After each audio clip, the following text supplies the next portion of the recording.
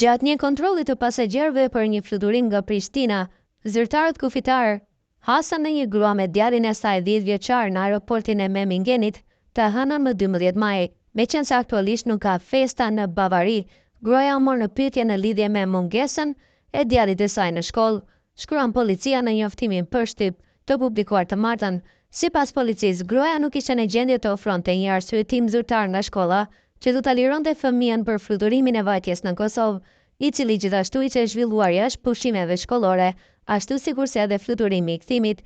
Nëna shqiptare tani duhet të presë të raportohet sipas ligjit të arsimit dhe trajnimit të Bavarisë, gjë që mund të rezultojë edhe në një gjop të majme. Akti i kryer nga ajo nuk është vepër penale, por kundërvajtje administrative. Në Gjermani, shkollimi i detyrueshëm zbatohet nga mosha 6 deri në 18 vjeç. Ligji bavarez për arsimin dhe mësimdhënien thotë, kushdo që nuk siguron që dëmiturit në moshën e shkollimit të detyrueshëm të ndjekin rregullisht mësimet dhe ngjarjet e tjera të shkollës së detyrueshme, mund të gjobitet dhe prej këtij ligji do ta pësojë nëna shqiptare.